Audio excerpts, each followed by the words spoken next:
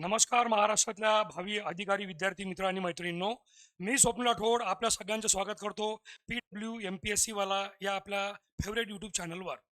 विद्यार्थी मित्रांनो, यंदाचं अर्थसंकल्पीय अधिवेशन आणि त्यामध्ये राष्ट्रपतीचं अभिभाषण आणि त्यानंतर होणारा मोशन ऑफ थँक्स म्हणजे धन्यवाद प्रस्ताव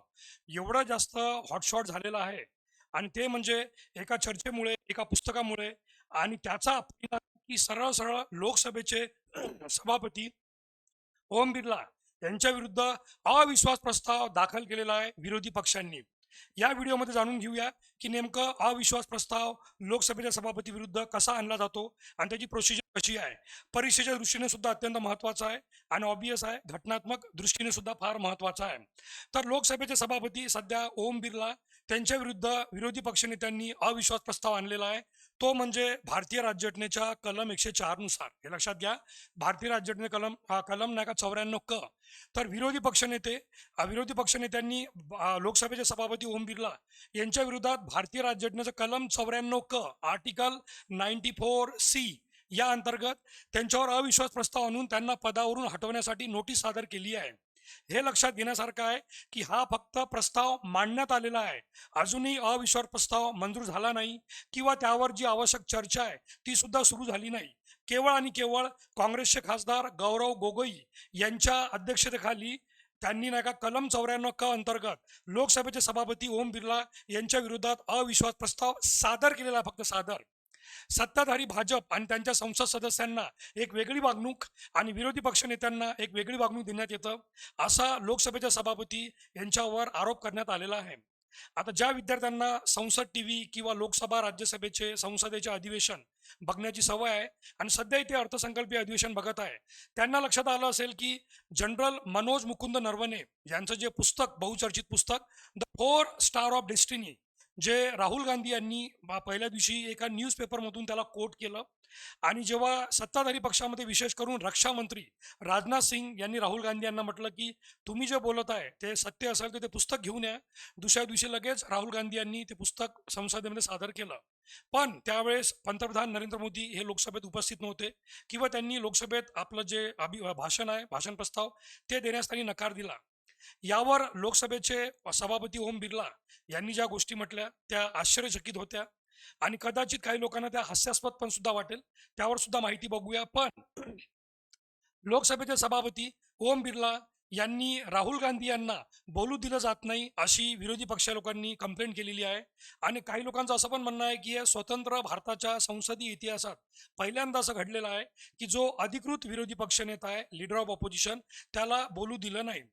आणि या बाबतीत इंस्टाग्रामवर व्हिडिओ वगैरे आणि बाकी जागी सुद्धा सोशल मीडियावर व्हिडिओ फार जास्त प्रसिद्ध होत आहे. आणि जनरल मनोज मुकुंद नरवणे, भारताचे माजी जनरल, त्यांचा 4 स्टार ऑफ डेस्टिनी फार जास्त चर्चेमध्ये आलेला आहे. यामध्ये चीनसोबत जेव्हा भारताची चकामक होत होती किंवा चान्सेस झाले होते, तेव्हा जनरल मनोज मुकुंद नरवणे यांनी रक्षा मंत्री, त्यानंतर भारताचे राष्ट्रीय सल्लागार अजित डोवाल आणि पंतप्रधान नरेंद्र मोदी या तिघांसोबत संपर्क साधण्याचा प्रयत्न केला आणि त्यावर त्यांना काय रिस्पॉन्स भेटला याबद्दल त्यांनी माहिती दिलेली आहे. आणि तीच माहिती राहुल गांधी यांनी तिथे संसदेमध्ये किंवा लोकसभेमध्ये बोलण्यासाठी परवानगी घेतली होती, पण त्यांना बोलू दिलं नाही. त्यासाठी लोकसभेचे नियम क्रमांक 349 या अंतर्गत सुद्धा राहुल गांधी यांना आठवण करून दिली की तुम्ही बाहेरचं कोणतंही साहित्य आणून इथे वाचू शकत नाही, वृत्तपत्र किंवा पुस्तक, जोपर्यंत तो विषय म्हणजे संसदेतल्या संसदेमध्ये चर्चा होणाऱ्या विषयाशी संबंधित नसेल, तर तुम्ही बाहेरचं कोणतंही साहित्य किंवा पुस्तक किंवा एखादं वृत्तपत्राचं कटिंग किंवा कोणतेही तुम्ही बाहेरचं साहित्य कोट करू शकत नाही, वाचू शकत नाही. नियम क्रमांक 349 लोकसभेचा. परंतु त्यावर गदारोळ एवढा झाला की ओम बिर्ला यांनी केलेल्या दाव्यामध्ये समावेश असा आहे की विरोधी पक्षातल्या काही महिला सदस्यांनी संसदेत पंतप्रधानाविरुद्ध काहीतरी करण्याची योजना आखली होती. आता नेमकं हे काहीतरी हे सुद्धा क्वेश्चन मार्क आहे. आणि ओम बिर्ला एवढ्या मोठ्या घटनात्मक पदावर बसलेले, त्यांचं हे वाक्य सर्वप्रथमतः हास्यास्पद आहे.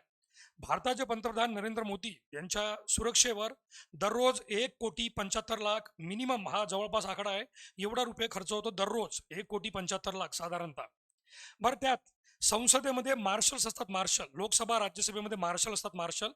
कोणताही व्यक्ती पंतप्रधान नरेंद्र मोदी यांच्या जवळपास जरी गेला आणि त्याने कोणतीही ऍक्शन करण्याचा प्रयत्न केला तर ते मार्शल त्याला सरळ पकडून बाहेर करू शकतात, एवढे ताकदवर आणि त्यांना एवढा अधिकार आहे. आणि मार्शल त्याच गोष्टीसाठी नियुक्त केलेले असतात. आणि त्यातही हे भारताचे पंतप्रधान नरेंद्र मोदी म्हणजे ज्यांच्याबद्दल सोशल मीडियावर अनेक त्यांचे फॉलोवर आणि वेगवेगळ्या जगातल्या मोठमोठ्या नेत्यांनी त्यांच्याबद्दल जे कोटेशन केलेलं आणि त्यांच्याबद्दल बोललेलं की जसं त्यांच्या भाषणामध्ये की चीन को लाल आग दिखानी है, 56 इंच की छाती है, घर में घुस के मारेंगे, विशेषतः पाकिस्तान याच्याबद्दल ऑपरेशन सिंदूर त्यांच्या नेतृत्वात करून दाखवलेलं किंवा मागे पण नाही का म्हणजे बालाकोट वगैरे जे ऑपरेशन करण्यात आलं बालाकोटवर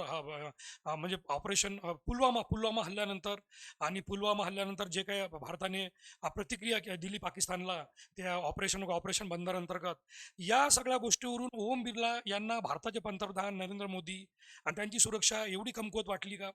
आणि त्यांनी ही गोष्ट काळजीपूर्वक बोलली किंवा राजकीय दृष्ट्या बोलली किंवा मग ही खरोखर हास्यास्पद गोष्ट होती का की त्या दिवशी पंतप्रधान नरेंद्र मोदी हे लोकसभेमध्ये आपला प्रस्ताव किंवा भाषण देण्यासाठी अब्सेंट होते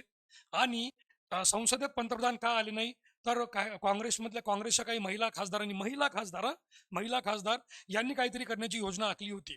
या प्रस्तावात ओम बिर्ला यांच्या विरुद्ध 3 मुद्दे अधोरेखित करण्यात आले आहे आणि या 3 मुद्द्यावरूनच त्यांच्या विरोधात भारतीय राज्यघटनेच्या कलम 94C म्हणजेच कलम 94 क अंतर्गत अविश्वास प्रस्ताव सध्या सादर करण्यात आलेला आहे ज्याची सुरुवात राहुल गांधी यांना जनरल नरवणे यांचं पुस्तक वाचण्यास नकार दिला त्यावर आपण माहिती बघितली नंबर 2 राहुल गांधी यांनी जेव्हा जनरल नरवणे यांचं पुस्तक कोटेशन करण्याचा प्रयत्न केला किंवा कोट करण्याचा प्रयत्न केला त्याला प्रत्युत्तर म्हणून बीजेपीचे खासदार निशिकांत दुबे यांनी काँग्रेस आणि गांधी कुटुंबाला लक्ष करण्यासाठी पुस्तके वाचून दाखवण्याची परवानगी देण्यात आल्याचाही या मतदानात निषेध करण्यात आला म्हणजे काँग्रेसच्या खासदारांचं म्हणणं आहे विरोधी पक्षांचं की निशिकांत दुबे यांना पुस्तक वाचण्याची परवानगी आहे जे की बाहेरचं साहित्य आहे परंतु राहुल गांधी यांना का नाही आणि नंबर 3 यावेळी अध्यक्षस्थानी ओम बिर्ला यांच्याऐवजी ओम बिर्ला नव्हते त्यामुळे तेलुगू देसम पार्टीचे कृष्णा टेनेटी होते यांनी दुबे यांना ते पद सोडण्यास सांगितलं म्हणजे त्यांना सभागृह सोडण्यास सांगितलं परंतु भाजप खासदार निशिकांत दुबे यांनी लोकसभेचे सभापती जे तिथं अध्यक्षस्थानी होते त्या दिवशी त्यांना ऐकण्यास नकार दिला आणि दुबे यांच्या विरुद्ध कारवाई न झाल्याबद्दल विरोधकांनी प्रश्न उपस्थित केलेले आहे की लोकसभा सभापतीचं म्हणणं म्हटल्यानंतर सुद्धा खासदार निशिकांत दुबे बीजेपीचे यांनी लोकसभेच्या सभापतीचंच म्हणणं दुर्लक्ष केलं आणि त्यांनी त्यांचं म्हणजे कंटिन्युएशन ठेवलं तर आता विद्यार्थी मित्रांनो परीक्षेच्या दृष्टीने तुम्हाला हे प्रश्न देणारच की लोकसभेच्या सभापती विरुद्ध प्रस्ताव हा कसा सुरू करण्यात येतो तर लोकसभेच्या सभापती विरुद्ध प्रस्ताव सुरू करण्यासाठी जो प्रस्ताव मांडण्यात आला कलम 94 क अंतर्गत यासाठी सर्वात महत्वाची बाब की 50 सदस्यांनी या प्रस्तावाला पाठिंबा दिला पाहिजे 50 सदस्यांनी प्रस्तावाला पाठिंबा दिला पाहिजे ही पहिली स्टेप कारण आता 50 सदस्यांनी पाठिंबा दिला ऍक्च्युली स्वाक्षरी त्याच्यावर 50 पेक्षा जास्त म्हणजे 100 पेक्षा जास्त विरोधक सदस्यांची आहे परंतु घटनेनुसार कलम 94 क अंतर्गत किंवा कलम 94C अंतर्गत 50 सदस्यांनी प्रस्तावाला पाठिंबा दिला तरच तो प्रस्ताव मांडता येतो प्रस्ताव मांडल्यानंतर लोकसभेचे अध्यक्ष किंवा सभापती हे लोकसभेचे सभापती म्हणून कार्य करू शकत नाही ठीक आहे आता लोकसभेचे सभापती ओम बिर्ला जोपर्यंत या प्रस्तावावर चर्चा सुरू होत नाही तोपर्यंत लोकसभेचे सभापती म्हणून ते कार्य करू शकत नाही आता लोकसभेच्या सभापतीला त्यांच्या पदावरून दूर करण्यासाठी लोकसभेमध्ये एक चर्चा चालेल चर्चा आणि ती चर्चा झाल्यानंतर प्रभावी बहुमताची आवश्यकता लागेल प्रभावी बहुमत हे सुद्धा परीक्षेच्या दृष्टीने महत्वाचं आहे की लोकसभेच्या सभापतीला पदावरून दूर करण्यासाठी कोणत्या बहुमताची आवश्यकता लागते तर प्रभावी बहुमत म्हणजे इफेक्टिव्ह मेजॉरिटी तर लोकसभेत प्रभावी बहुमताची आवश्यकता लागेल आता विद्यार्थी मित्रांनो तुम्ही सांगा की यापूर्वी म्हणजे हा व्हिडिओ समाप्त करण्यापूर्वी तुमच्यासाठी एक क्वेश्चन सोडून चाललोय की यापूर्वी भारतीय संसदीय इतिहासामध्ये लोकसभेच्या सभापती विरुद्ध असे प्रस्ताव आलेले आहे का आणि जर आलेले असेल तर ती कोणकोणती वर्ष आणि तुम्हाला हे पण सांगतो मी टिप देऊन जातो असं 3 वेळा यापूर्वी घडलेलं आहे तर त्या 3ही वर्ष असे कोणकोणते ते 3 वर्ष आहे ज्यावेळेस लोकसभेच्या सभापती विरुद्ध अविश्वास प्रस्ताव आणण्यात आला होता परंतु ते तिन्ही अविश्वास प्रस्ताव खारिज झाले होते यशस्वी होऊ शकले नाही पण विद्यार्थी मित्रांनो तुम्ही कमेंट बॉक्समध्ये नक्की सांगा की या प्रकरणामध्ये ओम बिर्ला यांच्या विरुद्ध अविश्वास प्रस्ताव आणणं विरोधी पक्षाकडून हे योग्य होतं का आणि परीक्षेच्या दृष्टीने कलम 94C 50 सदस्यांनी त्याला पाठिंबा दिला पाहिजे प्रस्ताव मांडण्यासाठी फक्त आणि प्रस्ताव मांडल्यानंतर त्याच्यावर चर्चा झाल्यानंतर त्यांना प्रभावी बहुमताने दूर करता येतं हे सगळे पॉईंट परीक्षेच्या दृष्टीने महत्त्वाचे आहे आणि नक्की ते 3 वर्ष सांगा ज्या 3 वर्षी लोकसभेच्या सभापती विरुद्ध अविश्वास प्रस्ताव आणले होते पण ते तिन्ही खारिज करण्यात आले आणि व्हिडिओ तुम्हाला कसा वाटला हे नक्की सांगण्याचा प्रयत्न करा धन्यवाद थँक्यू सो मच जय हिंद जय महाराष्ट्र जय संविधान